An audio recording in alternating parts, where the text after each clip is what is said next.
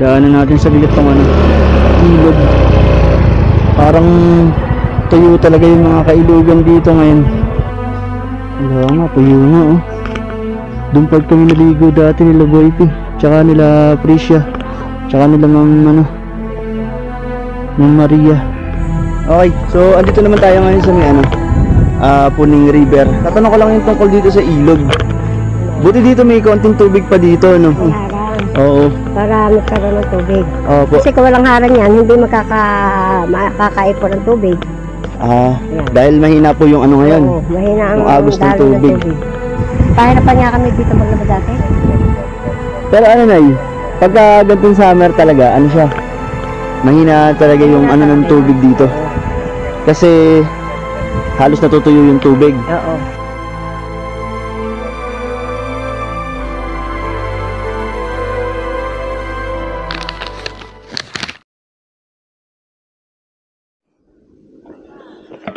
Okay. Ngayong araw lilibot ko naman kayo dito sa DRT.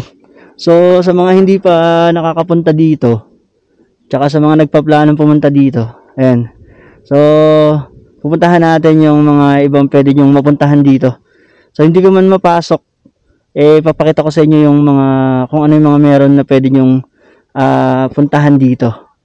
So kahit dun lang tayo sa mga bungad. Tapos yung iba naman kasi may mga picture kung ano yung mga meron dun eh. So tingnan natin para pag gusto niyo puntahan or pasyalan itong DRT, meron kayong mga idea na gusto niyo puntahan. Katulad nga nung sabi ko, marami dito mga ilog-ilog, tsaka mga cave, mga akyatin, mga bulubundukin, parang Chocolate Hills, Pilapilon, ayan. Meron dito, marami kayong pwedeng pagpilian na pwede nyo puntahan dito. So tingnan natin yung iba. Hindi ko alam kung makaano natin lahat, pero baka hindi lahat kasi marami talaga dito. Ang alam ko nasa 100 plus na yung pwedeng puntahan dito o tourist spot dito sa DRT. Kaya ayan, tingnan natin yung iba. Okay, kain muna tayo dito.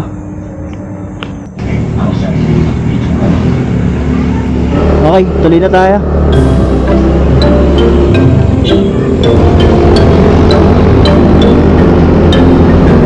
Sa mga hindi nakakaalam, itong DRT, bulubundukin to. Kaya talagang maganda itong puntahan, lalo yung mga kalapit namin dito. Yung mga sa Maynila, ayan, mga 2 to 3 hours lang yung biyahe, mararating nitong DRT. Kaya katulad dito, meron na ditong campsite to. Nakapag-campsite na kami dito eh. Ayan, baka trip nyo yung mga ganito malapit sa daan. Campsite yan, malawak. Ayan. Mura lang dito, ang alam ko 200 lang yata, or wala pa. Nung nag-tent kami dito, tent pitching.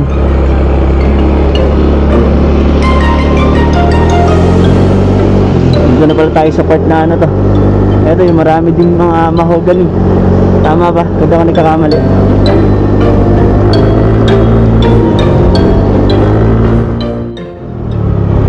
Unahin muna natin tong diretsong papunta na to.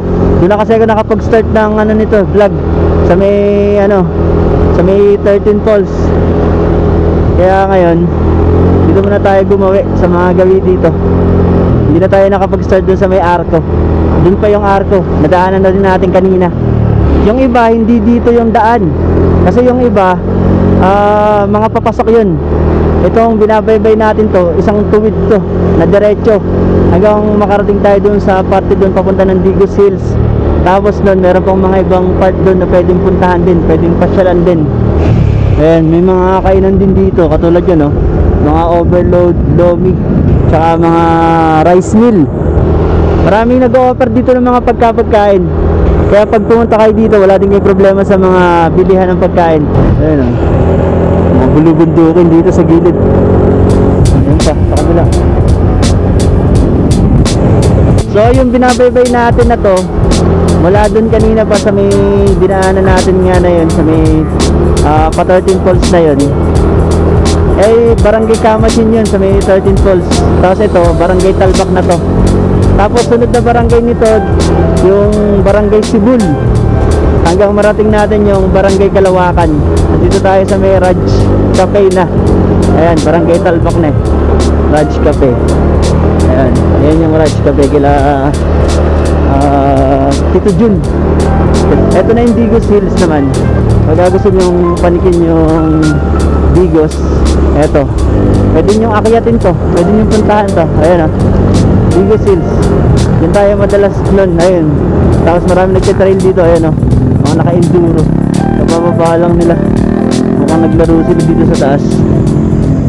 Paglagpas ng Digos Hills, ayan, eto naman matatanon nyo dito, itong mataas na bundok na tong mataas na may mga bato.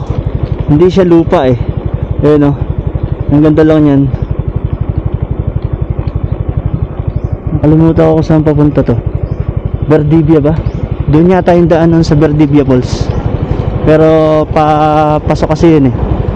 Ayun, ganda nung ano, yung bundok na to. Hindi ko sure kung ito yung Malangaan, kundi ako nagkakamali. Iba kasi yung way niyang Malangaan na yan eh. Hindi siya dito. Sa may Barangay Kamatsili ba yun? Hindi lang ako sure ah. Pero yung Malangaan, ganyan kasi itsura. Tapos pumani kami dun sa pinakataas niyang ganyan. Tay, pwede magtanong, ano po to? Malangaan to? Yung Malangaan po tong ano, bundok na to? Malangaan? Ay, hindi. Ano po to? Ano pong bundok to? Mapyo. Mapyo. Salamat po. Sige po. Eh, Mapyo pala. Pero kamukha siya nung sa Malangaan, yung inakyat namin doon na ano, bato na ganyan, na bundok. Ganda dito sa part din na to. Eto, mas kitang kita siya dito sa may part na to. Dito sa may tulay na to. Ganda nung ano, ang taas na yan. Tapos may ilog dito. Kaya lang, wala nga siyang agos kasi summer. Mahina yung mga daloy-daloy ng mga bukal dito. Tapos wala pang ulan. Eto yun, diyan kami naligo dati nila Boy first time. Tsaka nila Priscia. Sino ba kasama namin dati doon? Sila Ma'am Maria, ayan dito. Sa ano na to? Sa Tambu ba? Ayan. Madadaanan nyo din to pag dinare-diretso nyo yung ano na yun, yung daan. Ito naman yung ano, Bagwis Hills. Ayan, campsite. Meron silang mga ano dun sa taas. Meron silang mga tipi hut. Tapos dito meron parang tambayan. Dito sila sa may ano ng bundok na to, yung bato na bundok. Okay din dito ah. Hindi naman magkakalayo yan. Ilang metro lang yung layo ng mga iba dyan sa mga spot dito. O yung iba ilang kilometro lang yung layo. Pero hindi naman kayo maiinip bumiyahe dito. Tsaka ang bilis lang bumiyahe kasi madalang yung mga sasakyan dito. Napakaluwag ng kalsada. Walang masyadong traffic. Bihira na lang kung may truck kayong sinusundan, yung mga naghahakot ng mga lupa-lupa dito. After ng 100-200 meters, ito naman yung ano, yung Tilapilon Hills. Ayan, pwede na kayo pumunta dito. Dito yung entrance nun. Ito yung parang mini Baguio nila sa gilid or Tagaytay. Ito yung ano, tinatawag na Chocolate Hills ng Bulacan. Kasi marami nga dito mga hills na magkakatabi.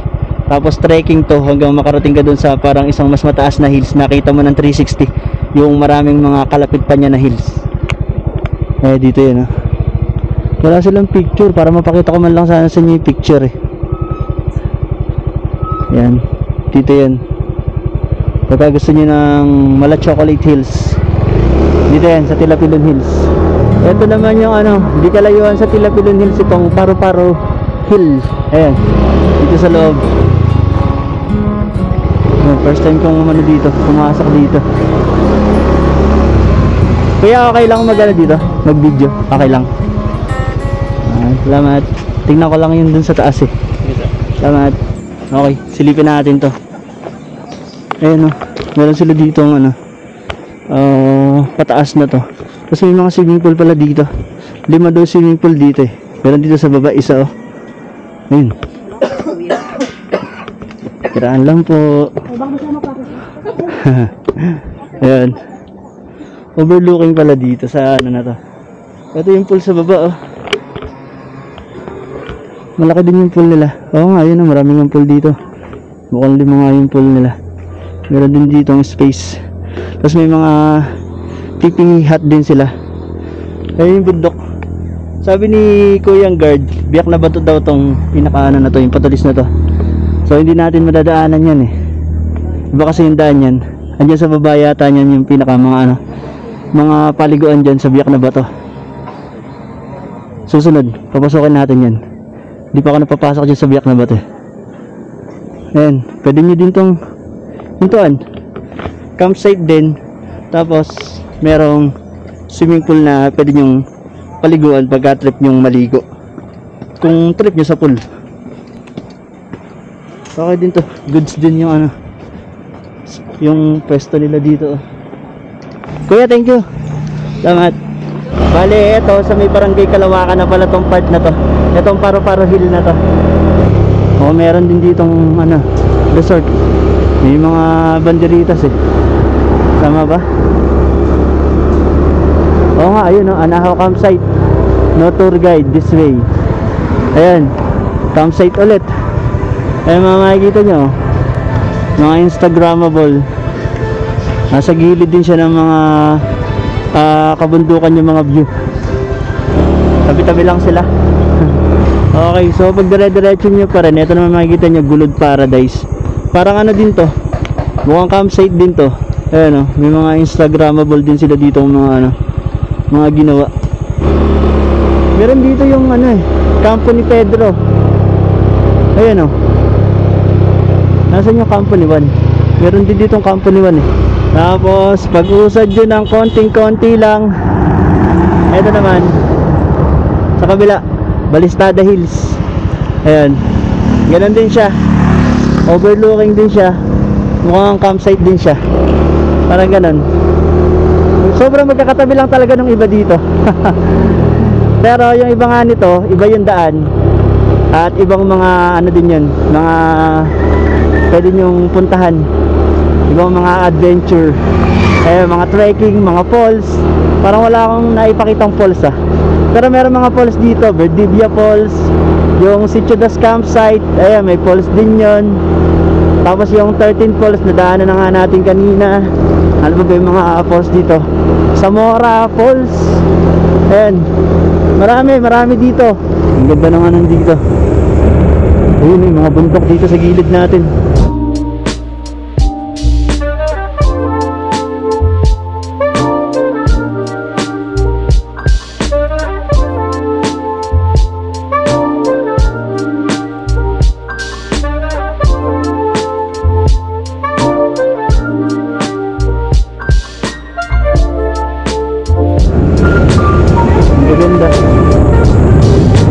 So yun lang muna siguro mapapakita ko sa inyo, pero napakarami pang pwedeng puntahan dito. Sabi ko nga sa inyo, pati mga kuweba, marami dito ang pwedeng puntahan. Marami kayong pwedeng pasyalan dito. So ayun, search nyo lang yung iba sa Facebook kung ano na yung mga meron pa dito sa BRT Bulacan. At mananaawa kayo sa dami ng pwedeng puntahan dito. Grabe, sobrang init.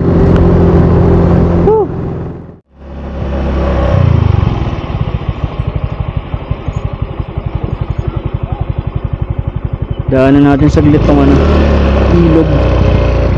Parang tuyo talaga yung mga kailugan dito ngayon. Dahil sa ano, sobrang init. Tapos bihirang-bihira yung ulan dito ngayon sa parte ng DRT. Wala nga, tuyo nga oh.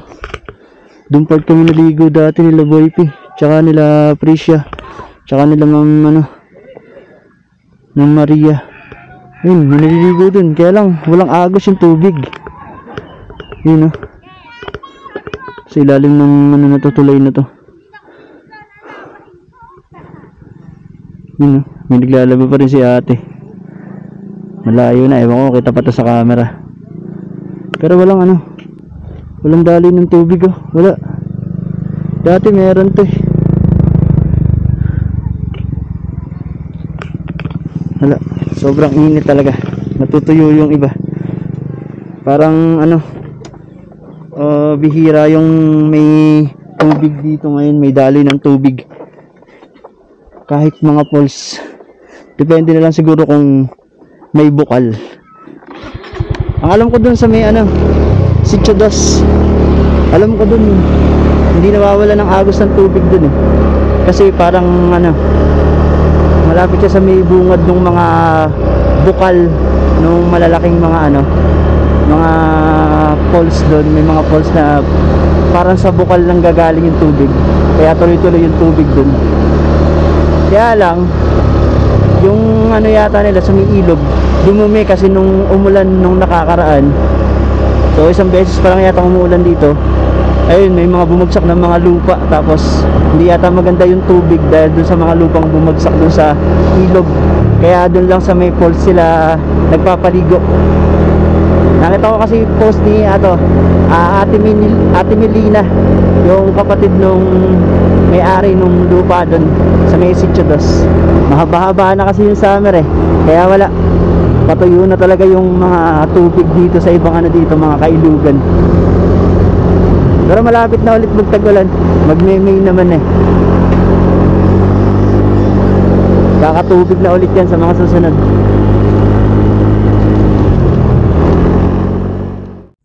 Okay, so andito naman tayo ngayon sa may ano, Puning River, dito sa may Puning Cave. So titingnan natin yung ilog din dito kung ano yung lagay dito. Tapos eto si Nanay Ida, ayan. Dito tayo nag-aano kila Nanay, nag-tent kapag pumupunta tayo dito. Eto yung tindahan niya. Ayan, pwede nyo din puntahan si Nanay Ida dito. Di ba, Nay? Oo. Ayan, tapos may mga cottage kayo dito, no? Oo. Ayan. Ano ang cottage ko? Anim po. So, Nay, tatanong ko lang yung tungkol dito sa ilog. Ano? Buti dito may konting tubig pa dito, no? Oo, kasi kaya Kasi may ano, may harang. may harang. Oo. Para magkaroon ng tubig. Opo. Kasi kung walang harang yan, hindi makakaipon ng tubig. Ayan.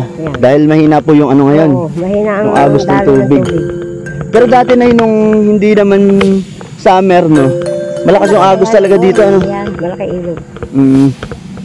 Ayan. Maganda naman siya. Opo. Ito, yun, no? Ito nga, may tubig dito. Kaya lang to nakaka-stack ng tubig dito kasi nga naglagay muna sila pansamantala nito. Dati wala to, Nay, di ba? Basta yan, lahat yan na okay. Kaya lang medyo mataas-taas ngayon kasi may harang. No, pero pagka ano na, kung wala yung harang yan, wala. Walang tubig. Halos tuyo yan. Kumukuha pa ng mga patubig. Opo. Tapos sa pati dun sa may gawing tulay dun, ayun, may mga tubig din dun, ayun, may mga naliligo ang mga bata eh. Ayan, so wala nga lang yung malakas na agos. No, ganito po talaga dito pagka summer na ano na. Mas maganda pa nga ngayon kaysa noon na walang harang yan. Kasi medyo Ano lang, sapa-sapa lang siya. medyo mababaw. Oo. Mm. Pahirapan niya kami dito maglaba dati. Pero ano na yun, pagka gantong summer talaga, ano siya, mahina talaga yung ano ng tubig dito. Kasi halos natutuyo yung tubig Oo. dahil wala masyadong ulan. Pero pagka yung bungad pa lang nung summer, marami-rami pang tubig. Oo, Pero habang pa yan. tumatagal yung summer, paunti ng paunti yung tubig, no?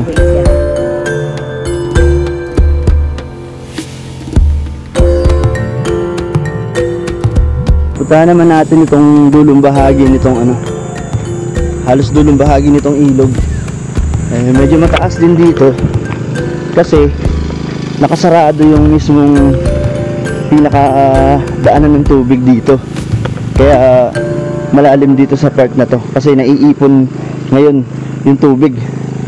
Pero dati napakalakas ng agos dito nung may tubig na maraming nanggagaling doon. Pero sa ngayon sinarado nila. Ayan, para may paliguan pa rin nga, para tumaas pa rin yung tubig dito. Tapos ditong part dahil sinarado, wala nang agos. Tuyo na yung tubig dito halos, oh. Walang katubig-tubig talaga. Para lang ma-maintain nila na mayroong paliguan dito. Ayan, sinarado nila tong mga ano, mga harang dito. Ayan. Dati dire-diretso lang yan, bukas lang yan eh. Pagka malakas yung agos ng tubig dun sa part na yun. Pero sinarado muna nga nila. Ayan, lumalim tuloy dito ngayon nung pagkakasara. Parang ito na lang yung isa sa malalim-lalim na ilog dito sa DRT. Dahil meron nga silang pang-control sa tubig. Kaya medyo napapalaki pa rin nila yung tubig dito. Ayos din to. May pangharang sila. Pero malinis pa rin yung tubig ah. Kasi hindi naman siya sobrang stuck. May agos pa rin siyang konti. Kaya hindi dumudumi ng todo yung ano na to, yung bahagi na to. Dito yung hugis gitara. Tingnan natin itong sa may hugis gitara kung may tubig na umaagos pa dito. Pero feeling ko dito wala nang tubig na umaagos kasi alam ko iba yung pinagagalingan ng tubig dito sa hugis gitara. Silipin natin saglit.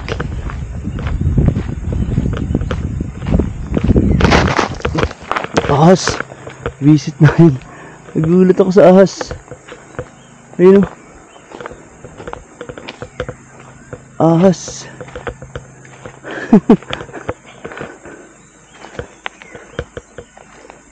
Grabing ahas to. Nagulat mo ako ah.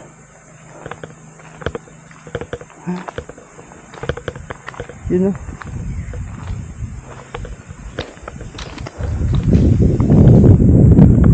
Tubig. Yun o.